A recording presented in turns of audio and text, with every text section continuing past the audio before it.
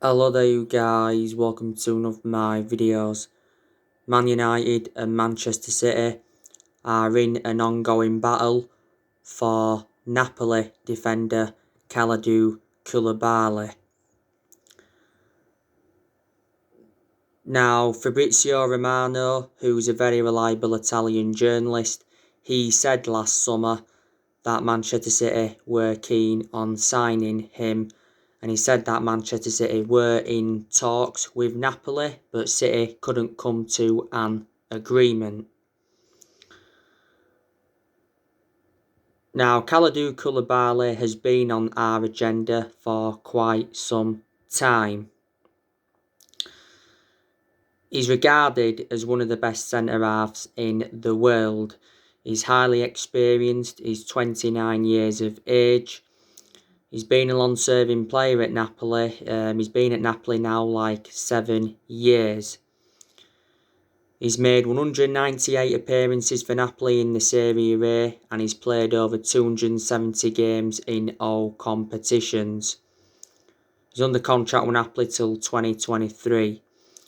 Napoli paid around 6.5 million for him from Genk back in 2014. But we do need a centre-half. We need someone to go alongside Harry Maguire in our back line. And he said the other week we had a 5-man centre-back shortlist. I think at one point Napoli were demanding £100 million for Kalidou Koulibaly.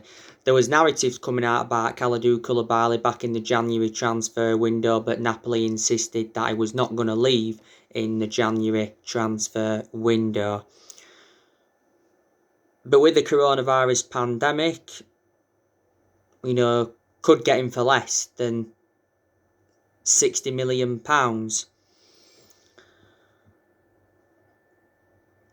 Now, you know the news on Jules Koundé from Sevilla. Apparently, he is our top target. Spanish outlet La Razón recently said that we are considered the favourites to sign Jules Koundé and we are prepared to pay £61 million for him. His performances this season for Sevilla have been outstanding. He's played 72 games, is it, for Sevilla now? He's got a contract with Sevilla until 2024. Sevilla paid £22 million for him from Bordeaux in the summer of 2019. Do you think he'd go well alongside Harry Maguire in our back line? Real Madrid, by the way, also want him.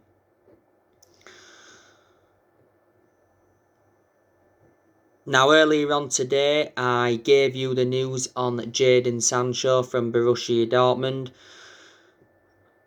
He says Borussia Dortmund could sell Jadon Sancho in the summer on one condition. That's if they can keep Erling Haaland. So what Dortmund are saying in that aspect is that, they're not going to sell both players in the summer. Kicker via Sports Witness recently said that a Jadon Sancho transfer is coming in the summer and £60 million has been quoted. It said that we believe we can get him for just £50 million. Dortmund face a summer of transfer exits. It says Dortmund could sell up to 8 players in the summer to raise funds. Bild said earlier on this season that Dortmund reduced their asking price for Sancho to £88 million. So they're not £20 million off, because last summer Dortmund's valuation was £108 million. We was not willing to meet that valuation. So last summer the valuation was a stumbling block, because it said a few times last summer that the personal terms had been agreed and the agent fees had been agreed and even a contract had been agreed. But we had until the 10th of August to sign Sancho last summer. We obviously missed out on that deadline, so Sancho remained at Dortmund.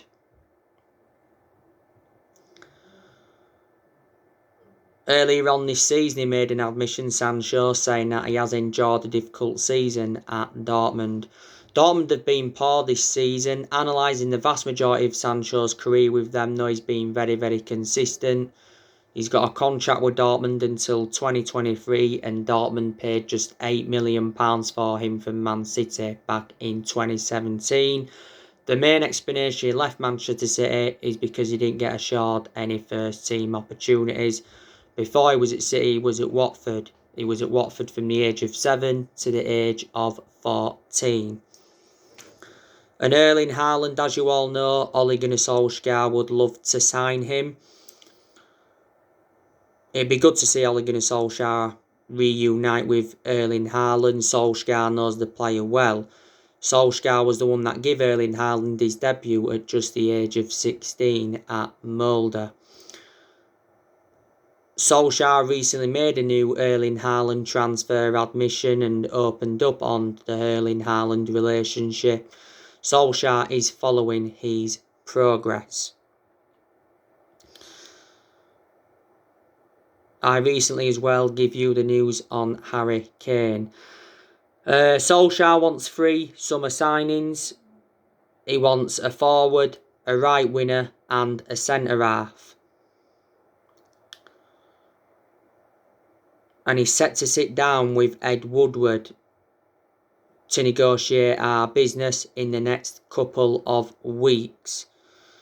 Solskjaer said earlier on this season our summer transfer plans could be affected by the pandemic, but despite the pandemic I'm still expecting us to make signings, because it was a disappointing January transfer window for us. We only saw one arrival and that was Amad Diallo Traore, but Solskjaer did say a few times during the January transfer window that he wasn't expecting any signings.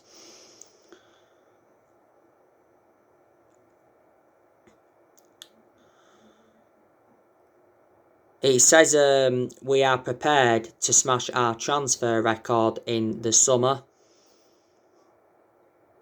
And Woodward set to hand Ole Gunnar Solskjaer a huge war chest to sign top players in all areas. But this year's summer transfer window is Solskjaer's biggest in his managerial career. So far, Solskjaer has enjoyed 4 transfer windows as permanent Man United manager. And I don't think the board have backed him enough so far. Woodward come out towards the end of last year and he did say we'll back Ole Gunnar Solskjaer with a long-term plan centred around summer transfer windows, and he's come out to show his support for Ole quite a lot of times. But you know, the board has been one of the biggest problems at the club for several years.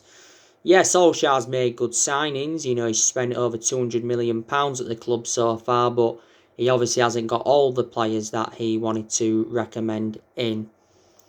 This year's summer transfer window will be his 5th transfer window as permanent Man United manager. To Ole Gunnar Solskjaer's credit, he has got rid of a lot of the deadwood since he got recommended in. And we saw a few players leaving the January transfer window. We saw Jesse Lingard go out on loan to West Ham. We saw Tiedemann Mengi go out on loan. We saw Facundo Palestri go out on loan. Odion Ighalo said his farewells to the club. Marcus Rojo left. And Timothy Fosu-Mensah left. And the other transfer window Solskjaer's enjoyed, we've seen players like Young leave the club, Valencia leave the club. Young and Valencia were 2 long-serving players. Young enjoyed like 8.5 years at Man United. Valencia enjoyed 10 years. We let Darmian go. We let Chris Smalling go. Smalling enjoyed, was it 9.5, 10 years at Man United. We let Herrera go. He enjoyed like 5 years or so at the club. We let Fellaini go in January 2019. He enjoyed 6 years at Man United. We let Alexis Sanchez go. He enjoyed 18 months at the club. We let Romelu Lukaku go. We also let Angel Gomez go. And we've loaned quite a few players out. You know, we did let Diego Dalot go out on loan. I think we're looking to get rid of him permanently. We'll let Andres Pereira go out on loan, looking to get rid of him permanently.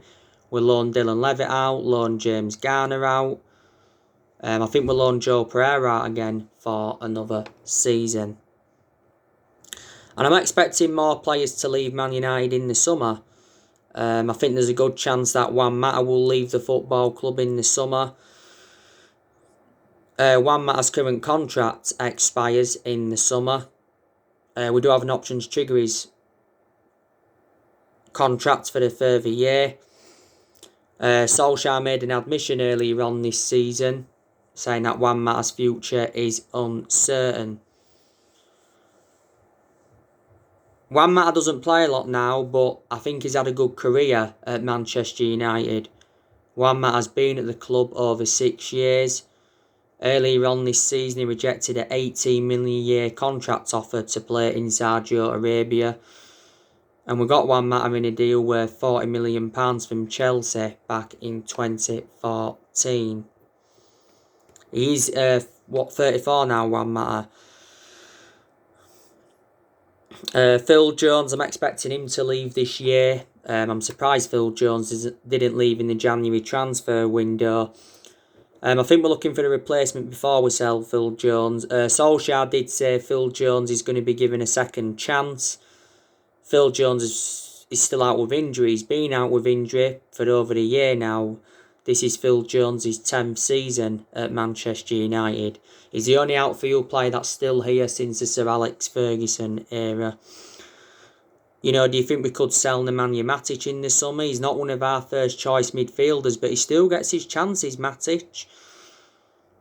And as you all know, I've always had my reservations about Matic.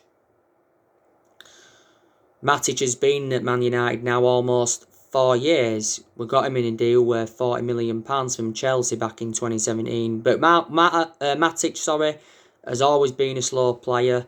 And obviously now he's, 33, 34 years of age.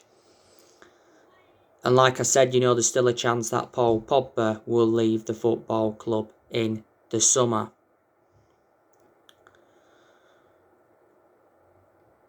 Paul Pogba's had a long-running transfer saga. These actually 3 clubs that are in for him, and that's Real Madrid, PSG and Juventus. I think if Pogba leaves in the summer, there's a good chance he will go back to Juventus. He did enjoy 4 good years with them before he rejoined us, and reports from Italy recently said that Juventus offered us 4 players in exchange for Paul Pogba. We recently revealed our asking price for Pogba. It's £100 million. I'm very sceptical we'll get £100 million.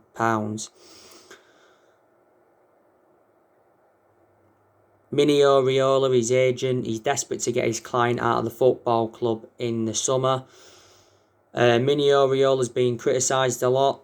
And you know, Mini Oriola doesn't have a good relationship with Man United. That's why he recently admitted he's working quietly on Paul Pogba's transfer to avoid offence. And he refused to comment on Paul Pogba's future. He made an announcement back in December, Mini Oriola, regarding Pogba, and Solskjaer wasn't happy with Mini Oriola's announcement.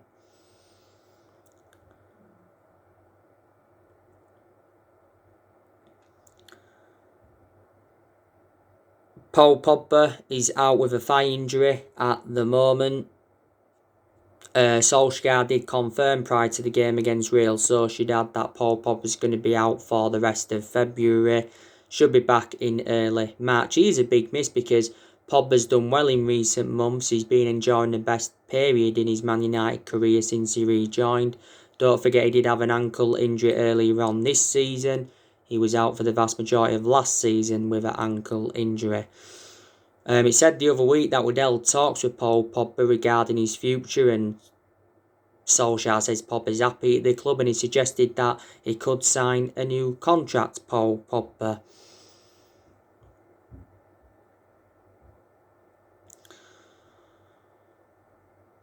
And he said last month that Paul Pogba's considering making a U-turn at the club, and he contradicted his agent Mini Oriola for the second time.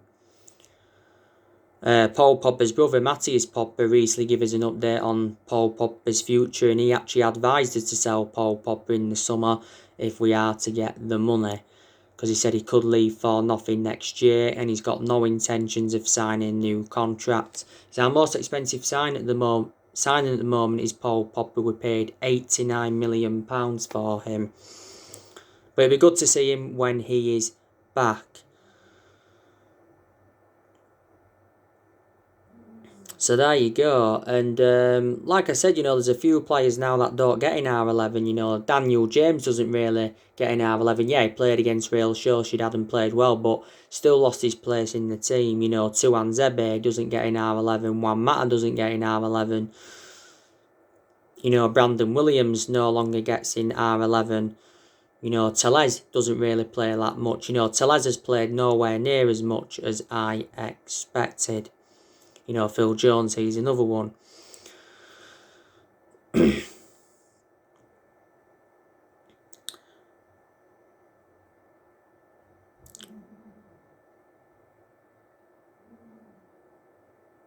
I am Ole Gunnar Solskjaer in. Because like I've said on my recent videos, I think he's made very, very good progress at Manchester United in the last year or so. There's been some games where Solskjaer's got the best out of the team. And, we've got a fantastic away record in the Premier League. We haven't lost away from home in the Premier League for over the year. We are unbeaten in our last 9 away games in all competitions. We've been far better away from home than we have been at home.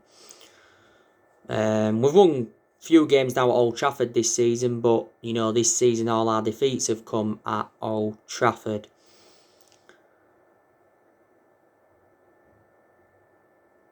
Solskjaer, he's got us to the FA Cup quarter-finals. Yeah, it's going to be a difficult game against Leicester. They're a good team, Leicester.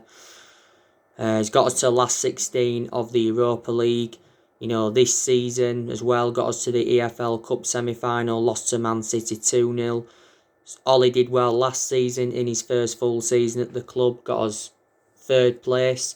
The second highest we've finished since Ferguson, guided us to 3 semi-finals and got us qualification for the Champions League. So he does deserve credit, does Ollie. Don't get me wrong, yeah, we've enjoyed bad periods under him. We're enjoying a bad period at the moment in the league because we've only won 1 of our last 5 league games. We was poor at the first part of this season. Earlier on in the season, Solskjaer was looking not to be sacked. And at the first part of last season, we was very, very poor. We enjoyed our worst start to a Premier League season for 30 years. But yeah, Solskjaer's being criticised a lot as Manchester United manager. Like I've said, Solskjaer is going to be given at least another season at the club. This is his 2nd full season at the moment. I've said Solskjaer needs to win a trophy at Man United to avoid the sack, and the FA Cup and the Europa League is a chance of a trophy. We haven't won a trophy since 2017, and the club of our stature need to be winning trophies. Top 4 is our aim this season, and I'm kind of sure that we are going to finish in the top 4. Liverpool have lost to Everton today 2-0. So we beat Newcastle tomorrow night. We will be 9 points clear of them. Solskjaer did say in his press conference building up to the game against Newcastle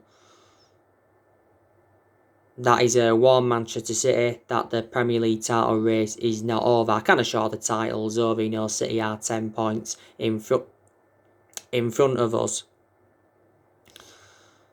But Solskjaer said the exact same thing after the 1-1 draw with West Brom, that we are still in the title race and will not settle for 2nd in the title race. Solskjaer made a different admission after our 3-3 draw with Everton and said we shouldn't be considered as title chasers. We haven't won the Premier League since 2013, so we haven't won it now for almost 8 years, is it?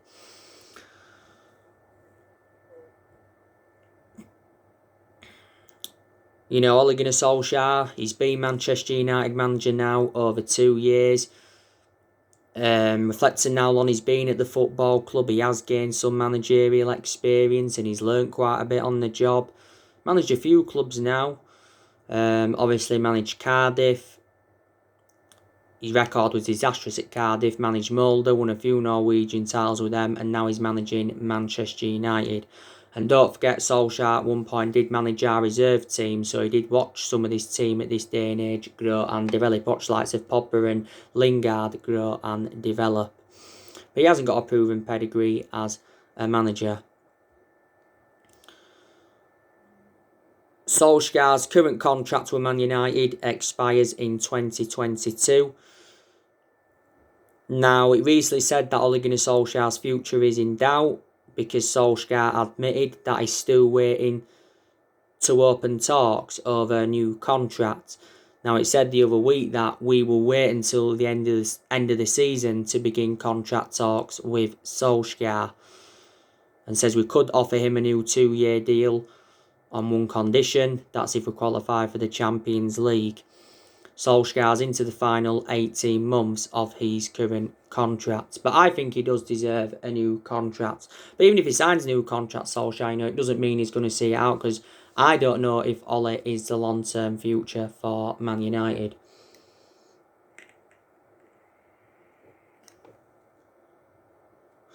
We appointed Solskjaer in December 2018 to replace Mourinho, and he's been permanent Man United manager since March 2019.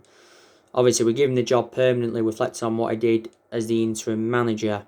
A lot of United fans said, though, we give him the job too soon.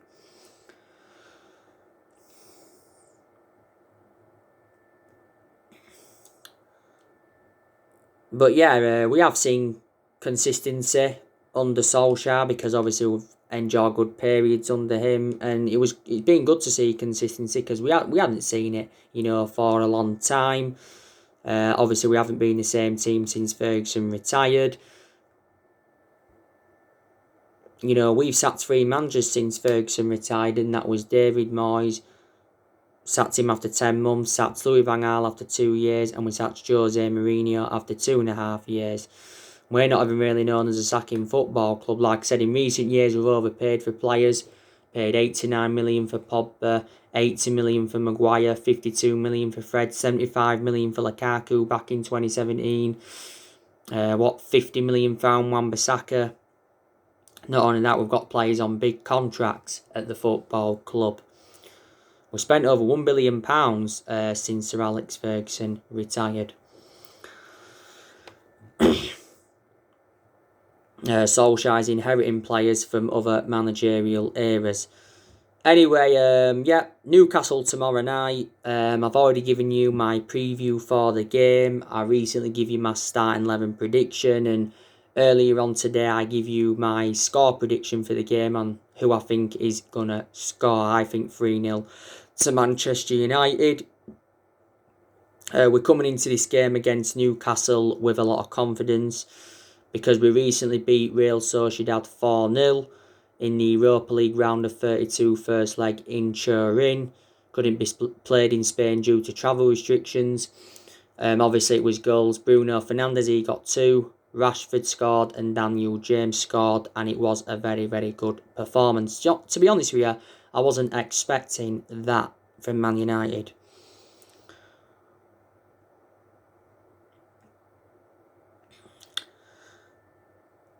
And Newcastle are a very, very poor team. They're sitting like 17th in the Premier League, so they are facing a relegation battle. We did beat Newcastle in this fixture at Old Trafford last season 4-1. We're beating them at St James's Park earlier on this season 4-1. Got a good record against Newcastle. We've had some good games against them over the years. Newcastle's last win at Old Trafford was back in 2013. It was a goal from Koulibaly. And, their current manager is Steve Bruce, and Steve Bruce is a very, very poor manager. I'm surprised he's still Newcastle manager. He's been Newcastle manager now for like 19 months. Newcastle appointed Steve Bruce in July 2019. Before, they did have Rafa Benitez. I think Newcastle should have stuck with Rafa Benitez, but he actually did resign. Newcastle have got some players missing for tomorrow, by the way.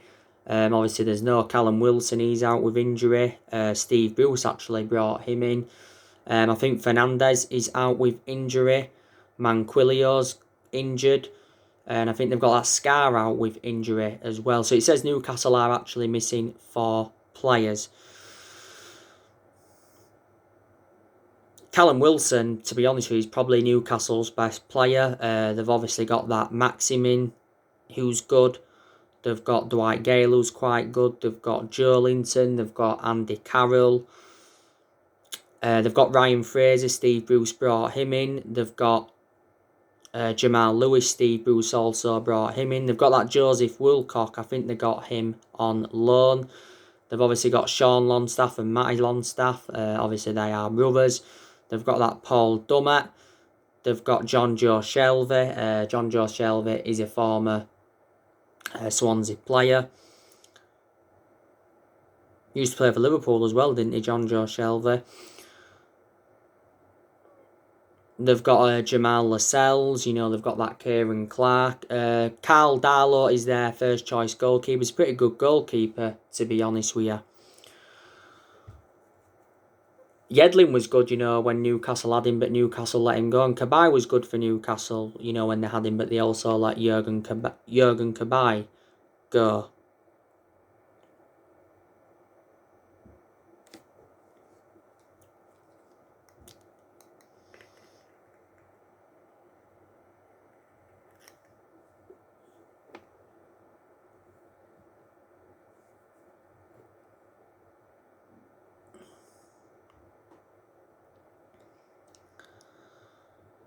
And after Newcastle, it is Real Sociedad in the second leg of the Europa League round of 32 at Old Trafford. Basically, we are through to the last 16. So yeah, we're going to rotate the squad a lot in the second leg. I think we're going to give quite a few young players their chances. Amad Darlow Traore could be making his first start next week, according to Rolly. I said, didn't I, he's going to be good assets for the first team squad. He had been doing very well for the under-23s. Amad Darlow Traore did well when he came on in the first leg against Sociedad, made his first team debut, which was good to see. And Chelsea's our next league game after Newcastle. That's going to be tough because Chelsea are unbeaten so far under Thomas Tuchel. Chelsea appointed Thomas Tuchel in earlier on this season to replace Frank Lampard. Chelsea sacked Frank Lampard after 18 months in charge. But like I said to you, these players that are really, really improving at Man United, Dean Henderson's done well in the games he's played in this season. I think at some point he'll become our number one. He needs a running goal, Dean Henderson. Luke Shaw, we've been getting the best out of him this season. And Wan-Bissaka's improved. Bay's done well in the games he's played in. I certainly prefer Eric Bay ahead of Victor Lindelof, but Bay's too injury prone. Fred's really improved. Fernandes, he's made the difference in this team completely. He's an exceptional player, is Bruno Fernandes. Donny van der Beek's a good player when he plays, but he isn't getting enough chances, is Donny van der Beek. Marcus Rashford's done well under Ollie. He's had his bad periods, and I think at some point he does need a rest, does Marcus Rashford, because we have played him a lot. Greenwood's done well recently signed a new 4-year contract with Manchester United. Edinson Cavani, he's made a fantastic impact since he's come in. Solskjaer says Edinson Cavani is set for contract extension talks. Edinson Cavani wants to stay at Man United for next season, so we'll trigger that 1-year extension on his contract. We've not yet done it, though. We got Cavani on a free transfer last summer, signed a 1-year contract with Man United with an option of a second year. You know what I mean? But yeah, there's been players that have been underperforming as well. Martial's been poor for the vast majority of this season. Lindelof's also another player that's been poor. Harry Maguire's been poor in some games this season as well. David De Gea's also been poor in some games this season. But there again, David De Gea's had some good games, hasn't he? So yeah. So alright guys, that's everything to update for today. Drop your comments, likes below on the channel. If you do, consider subscribe as always, and take care. God bless. See you all again very, very soon.